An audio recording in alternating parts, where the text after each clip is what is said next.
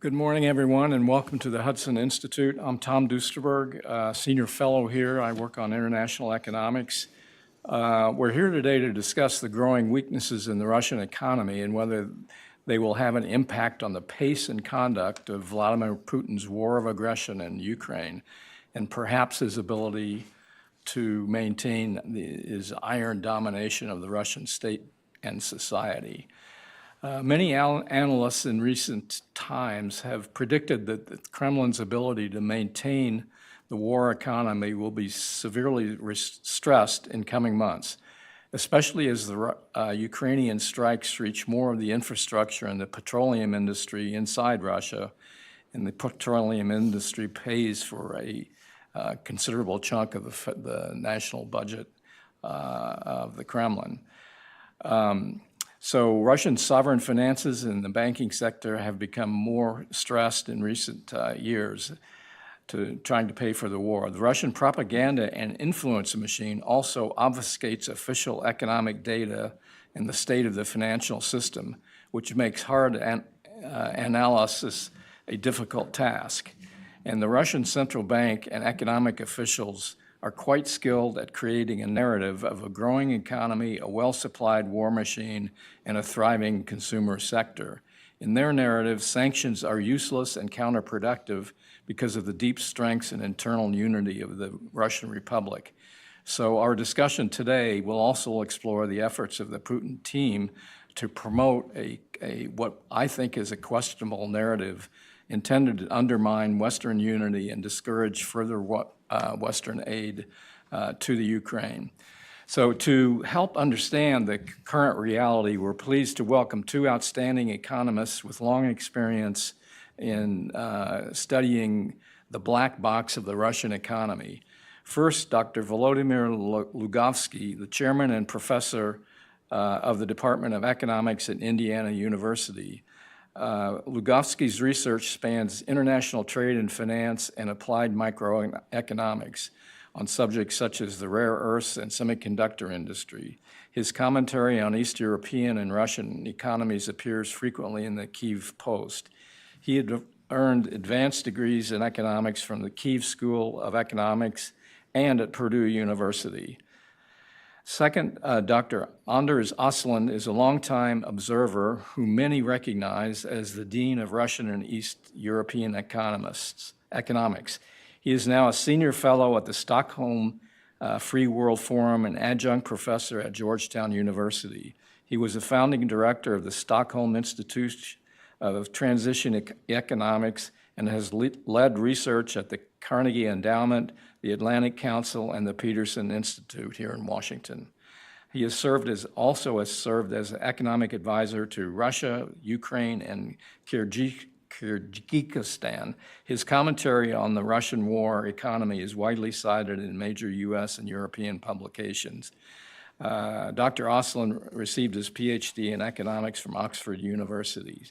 So I'm going to turn the floor over first to Professor Lugovskyy, then Professor Aslund for some opening remarks, then we'll retire to the stage for a discussion.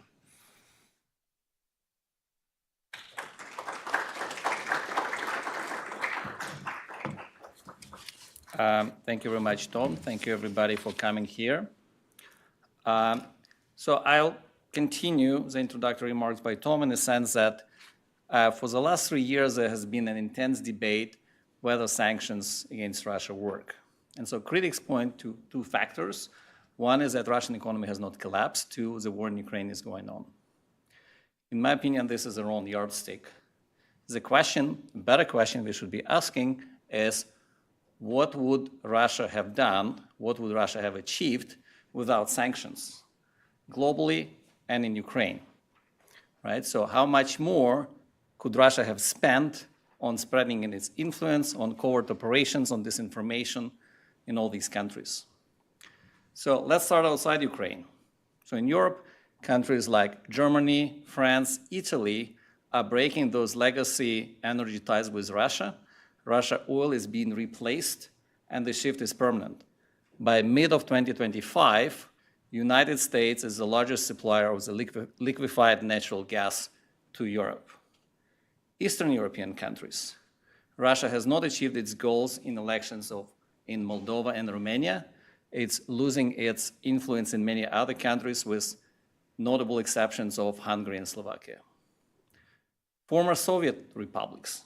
So if you think about countries like Kazakhstan, Azerbaijan, Armenia, these countries are asserting its independence much stronger, and in some cases even directly confront Russia. So all these changes were unimaginable 3 years ago, and they did not happen in a vacuum. They happened because Russia has less resources to spend on all of these countries and to spread its international influence, in which it's actually very skillful. Right? So then, of course, the question, why hasn't Russian economy collapsed? So in my opinion, there are two factors. Russia is country rich in natural resources, and high oil prices helped. Second, it was spending aggressively.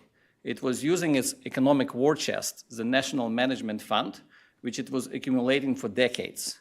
Prior to the war, it was estimated at $200 billion. Now, its liquid assets are estimated about $35 billion. Right? So it was spending aggressively on the war machine. It was spending aggressively on other things. So now Russian economy is a tipping point. So if you think about budget deficit, originally, so last December or so, it was projected to be only $14 billion. So now by October, Russian government has reevaluated the budget deficit estimates and now projects it to be 5 times higher at $70 billion. Experts expect that at this rate, at the end of the year, probably it will be actually close to $100 billion. You have double-digit inflation. You have persistent shortages of electricity and fuel in many regions. So Russia now actually imports fuel, right? So it exports crude oil, but it actually imports fuel. So dependence on China and India these days, right? So it actually decreases our profit margins in international trade. And so what we are thinking about is not just about revenue, it's not just about GDP, it's actually about profit margins, because these are the margins Russia can spend. So the war financing is also declining. So Russia relies on mercenary army, and so the big factor in attracting soldiers are enlistment payments. Up until recently, in many regions, they were up to $35,000, so that's an equivalent of 3.5 years of Russian average salary. Just a few weeks ago, they cut them down to $10,000. The human cost of Russian army is also staggering. According to UK Ministry of Defense, only in 2025, Russia lost 332,000 soldiers killed or wounded. So Russian government is expected to pay to the families of fallen soldiers $120,000. And that could contribute to extra up to $40 billion in fiscal burden.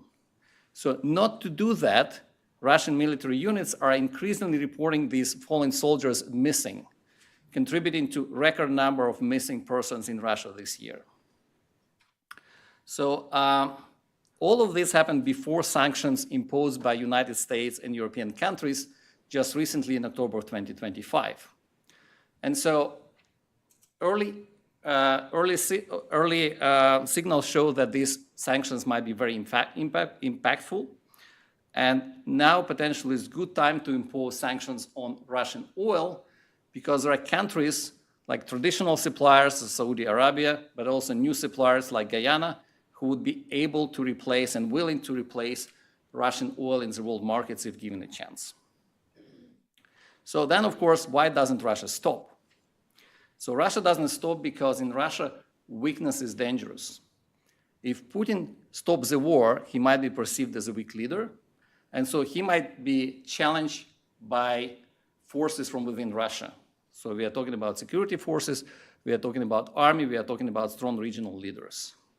Figures like Ramzan Kadyrov in Chechnya already openly confronts federal authorities.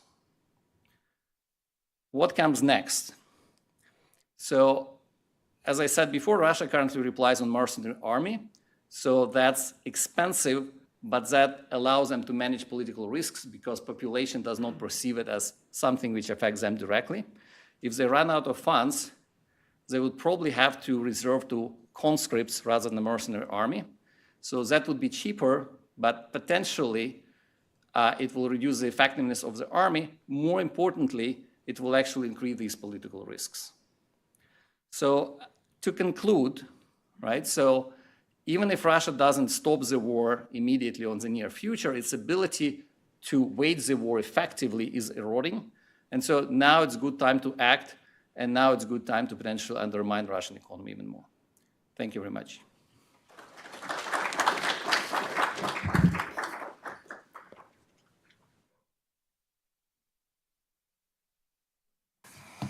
Good morning, everybody, and thank you very much for the kind invitation from the Hudson Institute.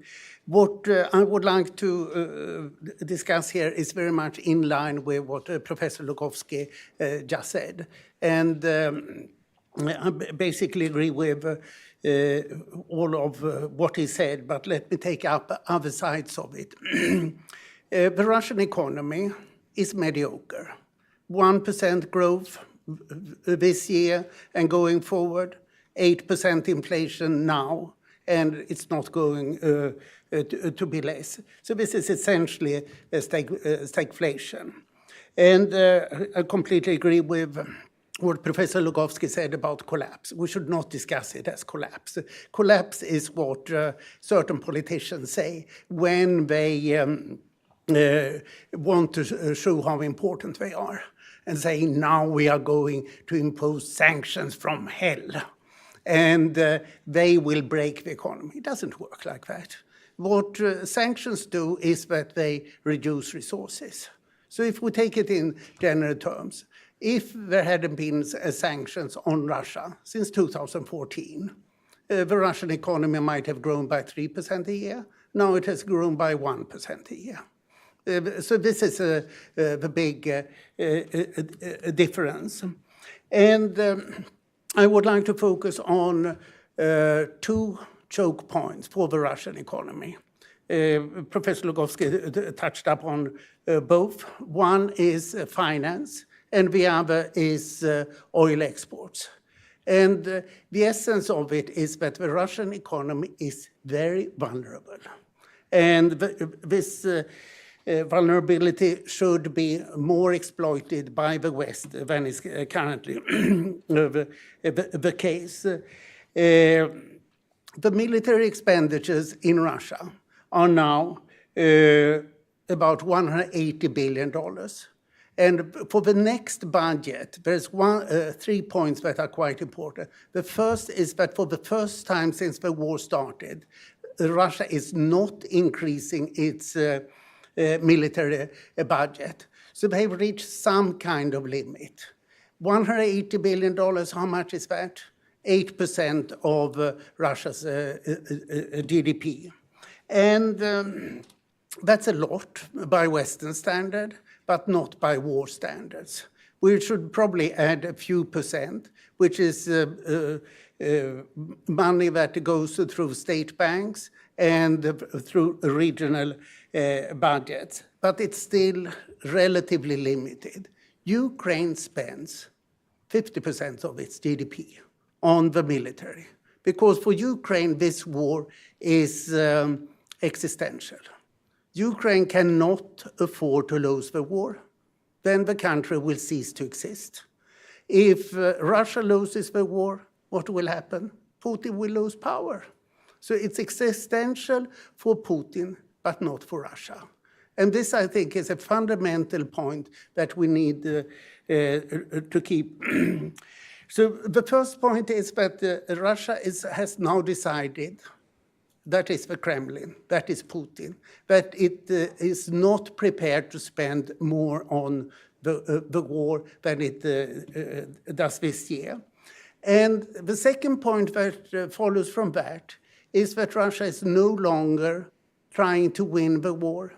It's trying to have a long war that it can maintain. And That is quite an important point. And think then that you have a Russian population. Why would you like to have a long war where more than 200,000 soldiers have been killed, which is an enormous number?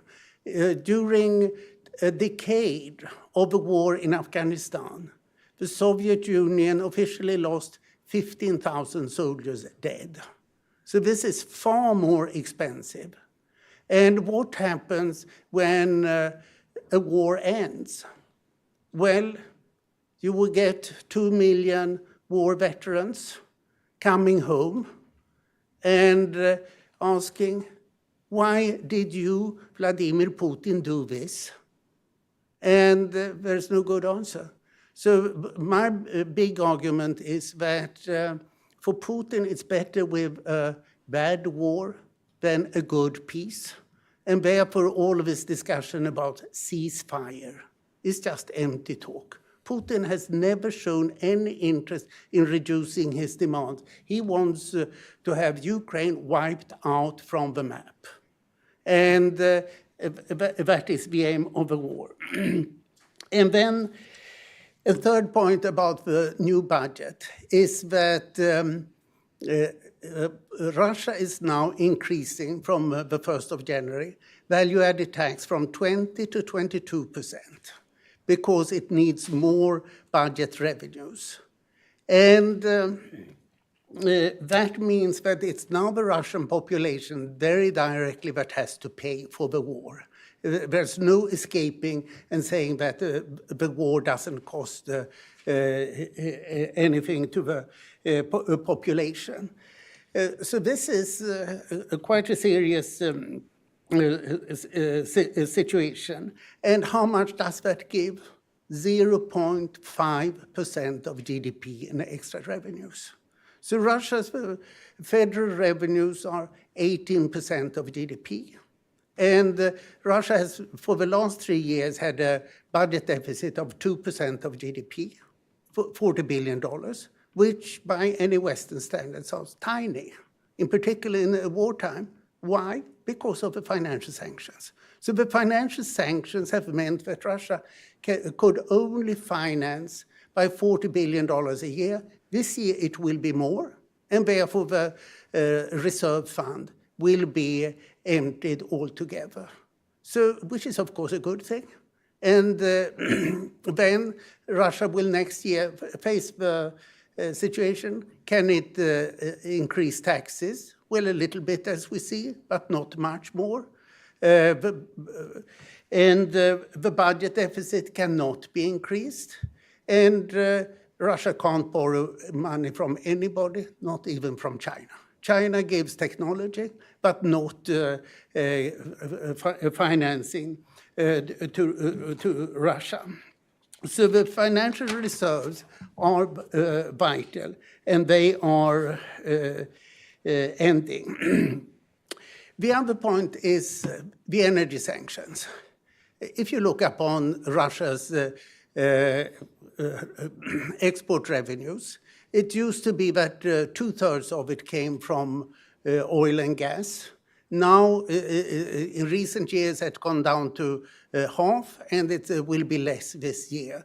The oil and gas sanctions on Russia reduced Russia's export revenues by 28% from 2022 to 2023. And there's no forecast of these revenues increasing. And there's a great opportunity to reduce them further. So how could that be done?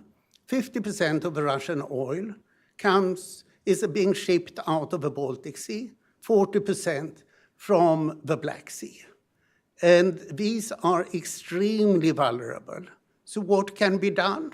Well, Ukraine recently bombed one of the big oil terminals in the neighborhood of St. Petersburg.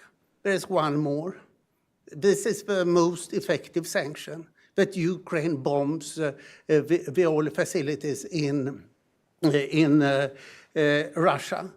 But Denmark used to control the straits physically until 1857. It was because of a peace settlement after the Crimean War that Denmark lost that control. It can be restored. Similar with the Black Sea was demilitarized from 1857 to 1878. Why not do that again? Ukraine has beaten the Russian Black Sea Navy. So the point here is that the Russian oil exports are very sensitive. Now about 600 of Russian shadow tankers have been sanctioned. This can be made much more effective. Ukraine is bombing the oil assets, and that is costing something immediate.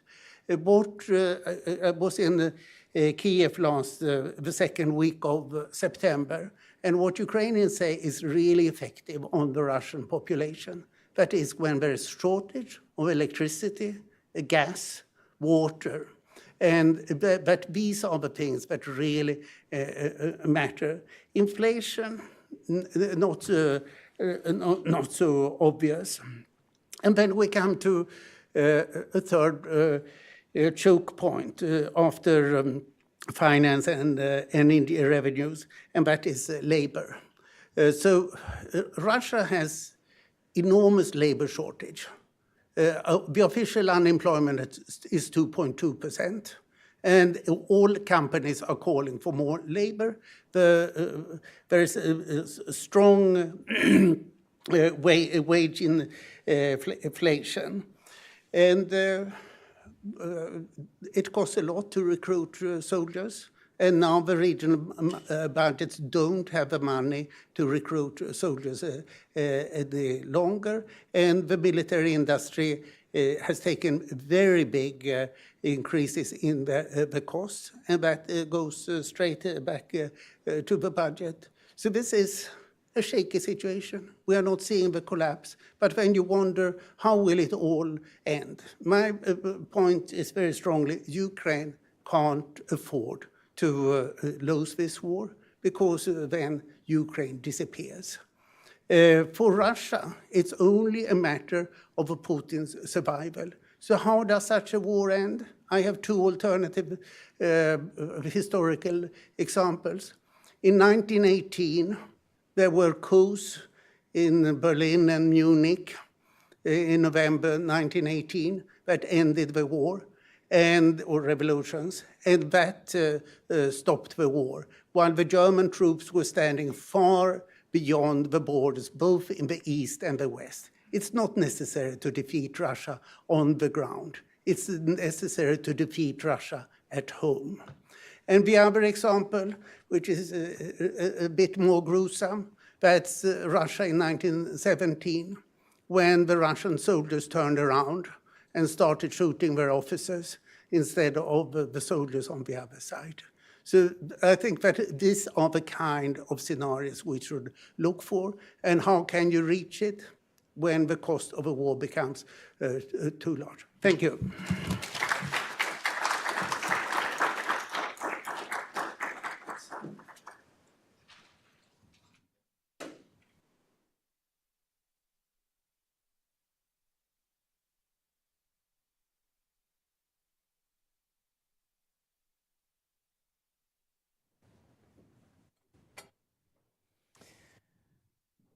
Well, there are some very interesting thoughts here, and the focus on the internal dynamics of shortages and choke points, and on the sort of psychological impact inside Russia is very interesting. So thank you. I want to start by focusing a little bit more on the choke points. One is finance. There have been some reports. The Russian central bank tries to hide these reports, but that since the Russian state is unable to raise funds outside of its own borders, and the Chinese apparently are not helping out financially. So one of the other possibilities is issuing bonds. And there have been a number of bond sales that have failed. Does this indicate that the ability to finance the war or the budget internally is eroding in a serious way? Anders? Okay, thank you. Yes, it shows that it is eroding, and we have seen a funny situation that Russia has had a high inflation of 10% last year, and a small budget deficit of 2% of GDP that officially has been fully financed by the reserve fund. This doesn't hang together. I think that the explanation is, as Craig Kennedy has elaborated upon, that the state banks are buying bonds that are issued by the state. And this is not printing money directly, but it's printing money indirectly. So that there is really a bigger money supply than is officially the case, and therefore a higher inflation. And you can't take it too far. Now they have managed to reduce the inflation in the last few months from 10 to 8%. But the central bank says optimistically that it will go down to 4 to 5% next year. But they have said these things many times, and it has not turned out to be true. And I think that Elvira Nabiulin, as head of the central bank, is heavily over-advertised. She has been involved in very dubious things. Or in the fall of 2017, 3 of the biggest, of the 5 biggest private banks in Russia went under. And the Financial Times wrote that at least $30 billion had been stolen. That's a lot of money even in Russia. And she was responsible for this. And these 3 banks had all got lots of the banks that had got under before. So she had consolidated banks into very corrupt institutions. And she was responsible for a bank inspection. So it's just one example. There are many others. Heard dubious practices. So don't believe that the Russian central bank is independent. It's fully dependent on one person, Putin. Vova, do you want to comment? Yeah, so I would just add a few things. So if you think by Western measures as a percentage of GDP, Russian debt is not that high. It's minuscule. The difference is that, for example, for the United States, there are many inside and outside players who are ready to buy T-bills and finance the government. In Russia, it's not the case. So domestic population doesn't want to do that. Whatever allies Russia still has, they don't want to do that, right? So it's a very different thing. So the key interest rate in Russian central bank for a while was 21%. Recently was decreased by 4.5%. It's still very high, and even at that interest rate, they cannot borrow money. And so Russian Minister of Finance recently announced that they spent 8% of the budget just to finance the debt, right? And so, so in a way, we cannot judge Russian finance and using metrics of Western countries because they just don't have money. They just don't have people who would be ready to lend them money. And so that's why it's becoming more severe choke points than you would think otherwise. Are there, Craig Kennedy at Harvard has done some work on the Russian banking sector and the pressure that is put on that banking sector to finance the military-industrial complex, to oversimplify. And the Kremlin has, with the complicity, I think, of the central bank, pressured the banks to loan at least below inflation rate and below market rates of. Does that lead to, at some point, a possibility of severe problems, even a banking crisis? Well, we have seen, as I mentioned, there was severe banking crisis in 2017. It's quite likely to happen again. Generally, the 5 biggest banks in Russia are state banks. One of them is Sberbank, the biggest one, is making nice monopoly profits. The other 4 are doing very poorly indeed. So you can see on the VTB, when it was traded before the war, it was always completely flat and or falling. And Roskildebank has been refinanced repeatedly. Gazprom Bank is really not a state bank, but taken over by Putin as cronies, and is a completely corrupt institution. So these banks, apart from Sberbank, they are completely dependent on being recapitalized from time to time by the Russian government, and now that money won't be available. Let me elaborate also on this point that Professor Lugovskyy made about no state debt. The public debt is 13% of GDP, which is nothing. But the point is that Russia can't borrow money anywhere, and the Russian population is not so dumb that they lend money to the Russian state. And what I find particularly interesting is foreign debt. You think that foreign debt should be low? No. You should have good access to foreign loans. Russia's foreign debt, total, private and public, was $729 billion at the end of 2013. Now it's about $300 billion, because Russia is being forced to pay back its loans, and nobody dares to give them more loans, because that's against Western sanctions. And in this, the US Treasury and its OFAC, its Office for Sanctions, have been very effective and are continuing to be so.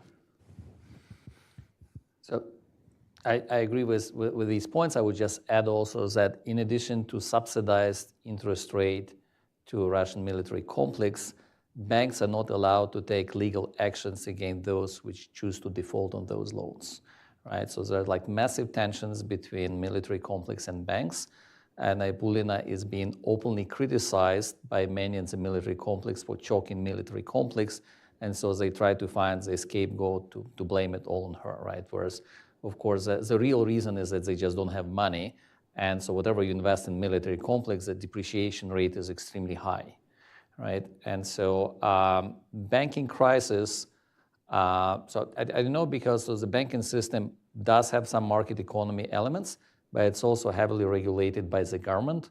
And so it's to the extent which the government would allow or not allow the banking crisis, or they will just choose some non-market ways to regulate the banking system, as for example, to stop all transactions and foreign exchanges and things like that for some time. Okay, let's turn to oil and gas sanctions and the impact of Western sanctions. A few weeks ago, the United States increased the sanctions and opened the possibility for imposing secondary sanctions on major buyers of Russian oil and gas, namely India and China. And it appears that the early impact of that was that at least the major state refiners in China and the biggest refinery in India, owned by Reliance Industries, have heard the message and have at least temporarily suspended purchases of Russian oil. Dr. Aslund, brought up an interesting idea of choking the supply side of Russian oil sales by closing off the Black Sea. We have known for a while that the shadow fleets mounted and organized by the Russians, sort of in parallel with what Iran has done over the course of the last few years. But that has been somewhat effective in getting oil out. But these secondary sanctions now could impact the facilitators of oil sales, including not just the shadow fleet boats themselves, but the banks and other financial intermediaries. So there was a study by Standard & Poor's Global that came out a few weeks ago looking at who owns the shadow fleet boats and where the ship-to-ship transfers that allow the Russian crude to be transferred into vessels that they think are invisible because they turn off their transponders. But it turns out that a lot of that ship-to-ship transfers takes place in the Mediterranean, just off of the Greek shores and off the Spanish shores in the Straits of Gibraltar. So couldn't Europe have an impact on imposing more effective sanctions to give more power to the sanctions and further choke off the actual supply of oil? There are other reports from Bloomberg and others which found that a lot of crude is sitting on the shadow fleet without purchasers. So how should we impose stricter sanctions, and how do we give the incentives to the United States government and the European governments to actually be more rigorous in imposing their sanctions? You want to take a stab at that one? Well, there are very many ways of doing it, Tom. And the big question is, do we want it? Now, the oil market is very well supplied. They talk about a surplus of 3 million barrels a day on the oil market right now. And Russia supplies 5 million barrels a day to the global market. So take off half of it. There are many ways of doing so. I suggested a few, and you suggest others.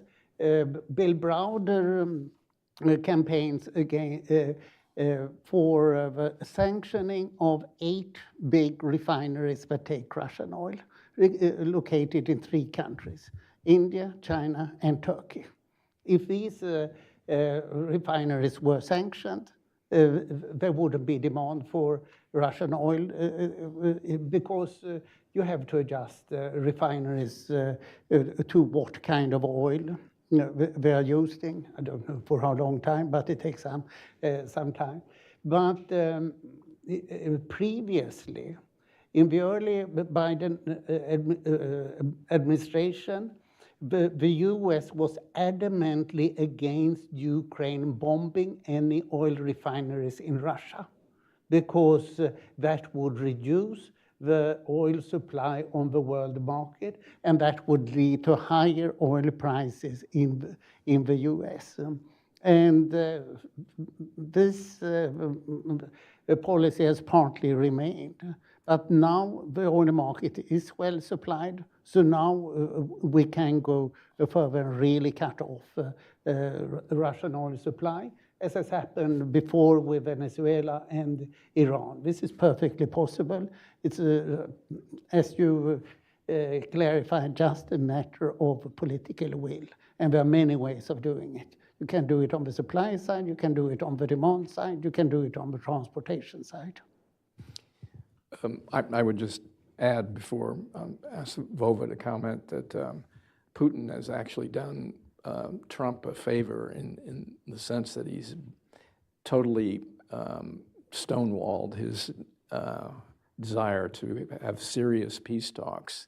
And I think that may give some impetus for Trump himself to think more seriously about imposing more pain by not worrying about this myth that cutting off Russian oil at this point in time is going to lead to hyperinflation in the United States and oil prices of $150 a barrel, which the Russian central bank, as you've pointed out, has adopted as part of their narrative about the state of the Russian economy. Anyway, Bova, I'm sorry. Yeah, so your question was, can Europe do more, right?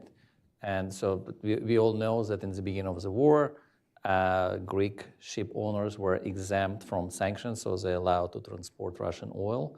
And so the thinking behind that, so look, Greek is already not economically performing that well.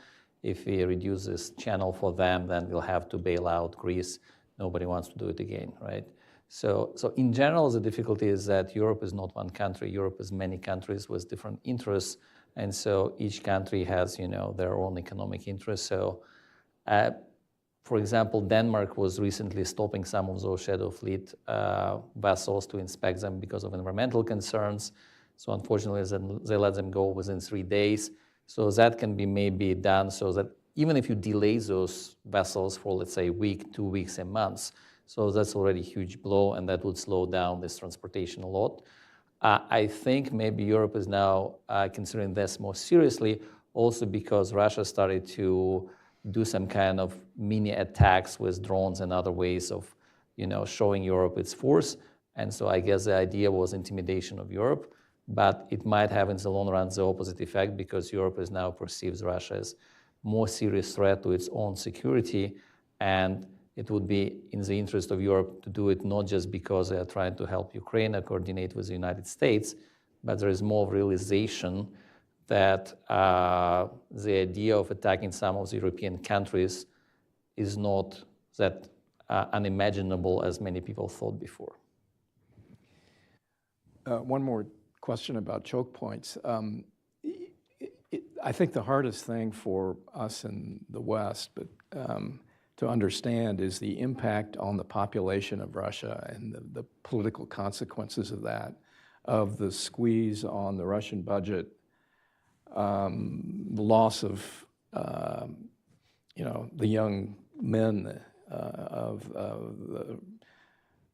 Russia, but impact of inflation, the impact of gasoline shortages. I believe social welfare payments have been squeezed as well. For instance, one of you mentioned the inability to pay the pensions of deceased soldiers.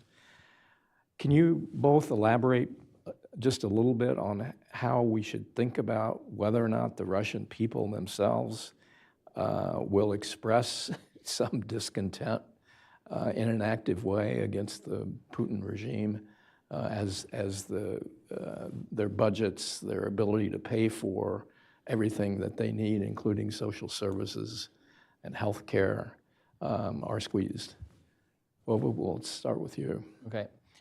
So in general, the ability of Russian society to make some kind of like civil unrest and resistance is like under huge pressure. So there are like those large expenditures on security forces, and so already thousands, if not tens of thousands, people were in prison for that, and so that was sufficient, to suppress the rest, right? So then, and I think in Russia people do respond to incentives as anywhere in the world, and so if you start decreasing enlistment bonuses, less people will try to join the Russian army.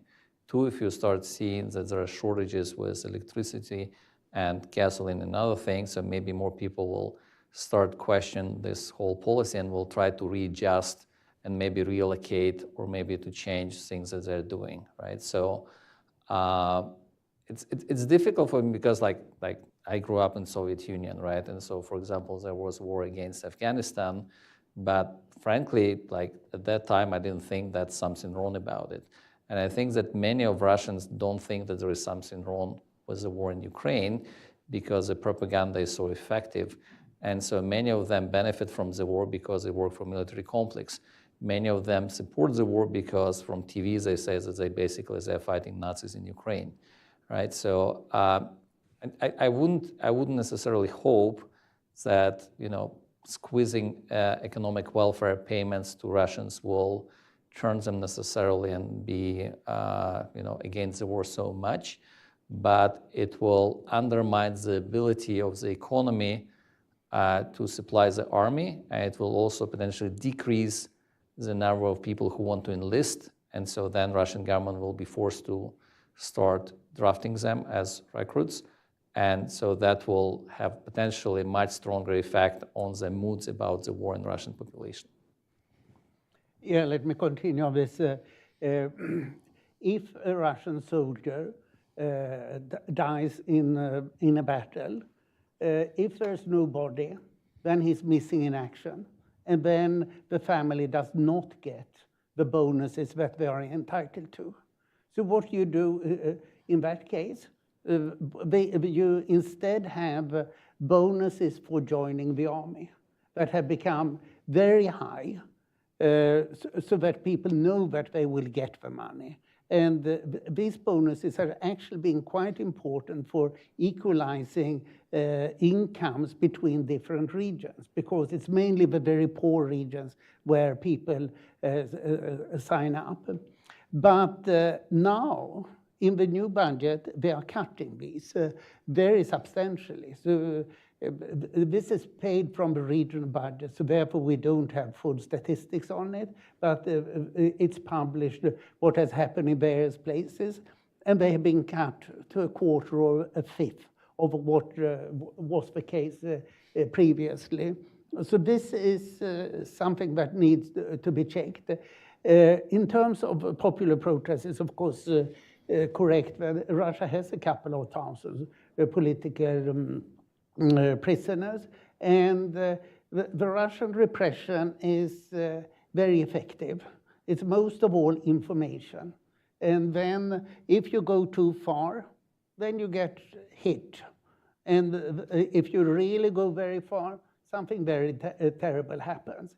It is noticeable that about 50 senior businessmen have happened to fall out of windows during the war, in particular in the energy industry.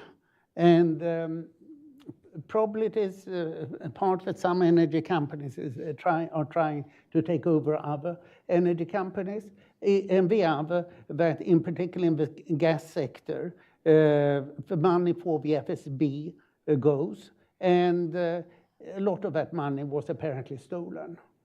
So people bribe themselves rather than bribing the Ukrainians that they were supposed to bribe. And right now, a week ago, something very interesting happened. A young girl, 18-year-old rock singer in St. Petersburg, all of a sudden organized a street concert with anti-war songs, and Diana Loganova, and she got arrested, of course. And but then, in at least 20 big cities, other people started making these concerts with anti-war songs. So when you don't have a civil society, when you don't allow any organizations, all of a sudden something can happen, and we can't predict it. Because if we could, Russian authorities clearly could. And it now seems to be that the Kremlin attitude to these new protests is to take it easy with the young kids. These are by and large 18-year-olds, so they are quite new to the protest scene. It has nothing to do with any existing opposition movements, but quite a lot of Russians just think enough is enough. Something to watch in the future. We're going to go to questions from the audience. I have one more question for Vova. But think of your questions, and we'll bring you a microphone, and please state your name and present your question in a very concise way. So Vova, how's the Ukrainian economy doing? It's gotten lots of Western help, but is the will of the Ukrainian people sufficient to keep the war, high-level war effort going? Anders has said it's the war expenses are 50% of the GDP of the Ukraine. So how are things going there? So Ukraine is obviously highly dependent on financial aid and military aid from its Western allies. There was this recent debate, and so there was a survey which was posted, something like, are Ukrainians tired of war? Yes, after like 3 years of war, obviously people are tired of war. But that's not an indication that they want, surrender, right? So if you ask the questions, do you want to surrender, then most Ukrainians would answer no. And so as Andres previously said, for Ukraine, it's an existential war, right? So it's not just the war where people like a foreign country will come and set their laws, but you can do business as usually, right? So as we've seen in many of the occupied territories, so this will be like massive repressions, so many people might be killed, imprisoned. And also, as we see, for example, from eastern Ukraine occupied territories, what happens is that they take all the male population as they age between 18 and 60, and they forcefully recruit them in the Russian army, and they send them, and they are the first ones to die, right? And so, like with history which goes back many centuries ago of similar experiences and even more recent experiences, but in Ukraine there is a clear realization that Ukraine being occupied means that, again, men will be drafted and sent to fight against Poland to other countries, right? So it's not that I retired of war and want to surrender. No, it's more like, yes, I'm tired of war, but there is no other choice than to fight the war. And so the economy, so what helps Ukraine a lot is the absence of this centralized system which controls everything. And so you have private initiative, right? So you have all these like private volunteers which raised money from Ukraine and abroad. There are all these like private entrepreneurs which try to produce something and they try to scale it up if it's successful. So this is what helped Ukraine to fight so far, is this very decentralized effort, right? So if you think about GDP, before the war, Ukraine's GDP was like 9 times lower than that of Russia. If you think about military forces, so Russia is a nuclear power with, major air and navy and other forces, right? So Ukraine didn't seem to stand a chance. If you go back to these reports, people, including the United States and like various agencies, would predict that Ukraine should fall within weeks, right? So the reason it didn't happen is that this, A, there is strong will to fight, B, the idea of decentralized society with private initiative, with many private entrepreneurs being more resilient than something which you have in Moscow, where everything is done from Moscow as a center, and everything has to be centralized. Okay, thanks. So, questions? There in the back row. Hi, Daniel Kutchers with the Hudson Institute. I'm wondering if you could comment on how you perceive sanctions against individuals around Putin, maybe their kids who are living in Europe, taking away their visas, and the effectiveness of that. Thank you. Either of you want to tackle that one? Yeah, I think that it's very important that these people are being sanctioned. And you see a lot of negative publicity whenever there are Russian socialites like Ksenia Sobchak partying in the West. And it's quite striking that in Spain and Italy and Greece, the Russian upper class is doing very well. And that we are getting visas. It's only a few countries that are quite open to them. If you take Northern Europe, it's very severely closed. So we are seeing that the visa restrictions are becoming stricter and stricter. And of course, the big open space for Russians is Dubai. Dubai has 700,000 Russian residents officially. Not necessarily that they live there, but they have resident permits. And not everybody wants to be in Dubai all the time. On the side there. Hi, my name is Natalia Drozdiak, and I'm a national security reporter at Bloomberg. Thank you for this discussion, by the way. It's been really interesting. I'm curious to get your thoughts about, this idea that we've seen come up as part of the ceasefire discussions to restore trade and commercial ties between the U.S. and Russia. I'm curious to get your thoughts of, to what extent is that actually a carrot for the Russians?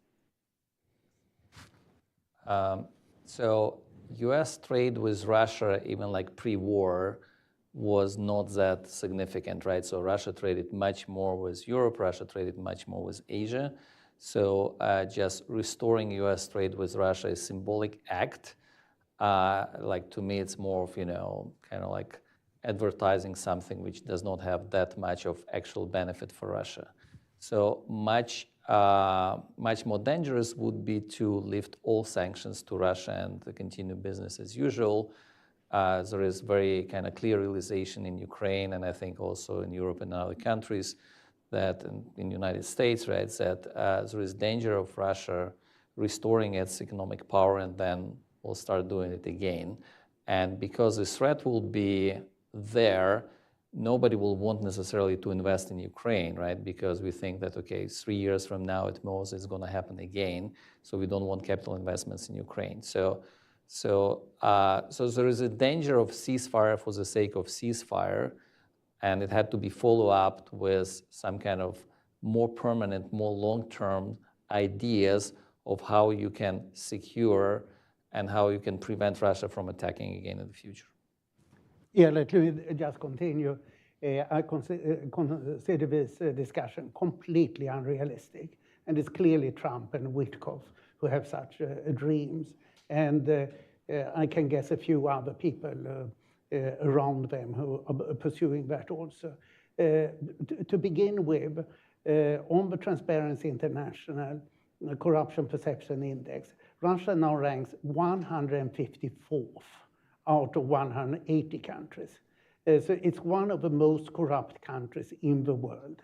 And moreover, we are now seeing time and time again that major enterprises, both owned by foreigners and by Russians, are taken over by Putin's close circle.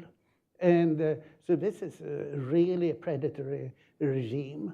And to believe that you can do serious business in this hopeless situation where the best Russian businessmen have left. To think of it, it was about 1 million of net immigration of essentially well-educated young men in the 20s and 30s who emigrated because of a mobilization in September 2022. If you take the best, Russia's Google, Yandex, the leaders of it have immigrated and set up a new enterprise that is now on Nasdaq. And the best businessmen, innovative ones, have fled because they can't stand that environment. And not even the Chinese can invest in Russia. And if the Chinese can't invest in Russia, the Russians don't want the Chinese investments. They are afraid of them. How would then US investment be treated? And what we have seen is Exxon got a special license for dealing with their Sakhalin project, which they had written off to the tune of $3.5 billion, apparently trying to settle something. But this is extremely difficult. And when you have had a severely sanctioned country, it will continue. Last year, Russian exports to the US was $3.5 billion only. Less than 1% of Russia's total exports. It's essentially fertilizer. And strangely, Trump has imposed tariffs on virtually all countries in the world, but not on Russia and Belarus apparently wanting to get their fertilizers. A very strange point. But it will be pretty impossible to pursue business in Russia because the business climate is now so bad, much worse than it was before the war, and it was bad before the war. Okay, we have time for one more question. Sir, in the red shirt there. Hi, thank you for your opinion. I'm Philipp Heider from the Friedrich-Naumann Foundation. We are talking a lot about Russia's maybe will attack Europe at the end of the decade, and I'm interested in your opinion. Will the Russian economy be strong and solid enough when the war in the Ukraine ends to back such a new attack or a new war against the NATO? So, yep. Okay. So Russia would not necessarily need to take the entire Europe, right? So it can actually attack few states in Europe. So the ones which would be, for example, the highest aspect would be Baltic states and Poland, right? And as this war is showing, it's not necessarily about economic might. It's not about only, your GDP, your revenues, and all that. It's about number of people who would be ready to die. And so Russian system is very effective in making those people die, and all the soldiers dying, and it's still going on, right? So the value of life in Europe is much higher, and so that's why for Europe it will be incredibly difficult to mount forces which would be able to sustain Russian aggression. And so it seems that even these recent incidents where Russia kind of attacks Europe bit by bit, but Europe is hesitating to be more aggressive in its responses, right? And so that might actually invite, in my opinion, more violence from Russia. So once again, I don't think this full-scale war to capture the entire Europe is plausible. I've read this report, let's say, from Germany, from other countries where they build those scenarios and they're getting ready for those. But something at a smaller scale might be indeed possible. Anders, you want to comment? Two additional comments. What the Russians are trying to do now is to go close to the limit of war, but not cross the border. For example, with all these drones over Copenhagen now. And what did the Danes do? They asked the Ukrainians to provide them with technical assistance, how to counter Russian drones. Because Ukraine has a lot of drone interceptors now that can handle Russian drones cheaply. So we are coming close to a war situation. We're seeing Russian planes have crossed over Estonia 5 times this year. The Baltic countries don't have their own air forces, but they are relying upon airplanes from other NATO countries. And other NATO countries are not as keen on shooting down Russian airplanes as the Balts would be. So to rely upon NATO countries, it means that you get a different standard that might be lower than what you would really like to. What would be really scary is if Russia wins in Ukraine and subdues Ukraine as it did before, because then Russia would have the enormous military potential of Ukraine, while Europe would be completely vulnerable to it.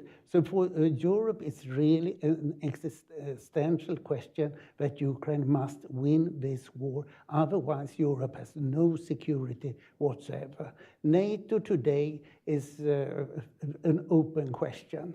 If Article 5 is really still valid with regard to the United States. And we have now seen that the US from January this year has stopped all assistance to Ukraine. So it's now up to Europe to provide the $100 billion or so in foreign assistance to Ukraine that is needed to keep Ukraine going. Without $100 billion a year, Ukraine cannot keep it up. And right now, Europe just failed the European Council to make a decision on assistance for next year. And that means that Ukraine will now, for probably the first half of next year, be without serious EU assistance. So it's a big financial gap right now, which is completely unacceptable. The US does absolutely nothing for Ukraine, and Europe doesn't do enough. I'm Swedish, and the Nordic Baltic 8 countries, they are the ones that are fully committed to the support of Ukraine. But further to the south, it's a not so strong commitment. Okay, on that somewhat sobering note, I think we've enjoyed a really realistic conversation about the state of the Russian economy, the politics that follow from that. You've been a very patient audience. Let me ask you to join me in thanking our two guests and giving them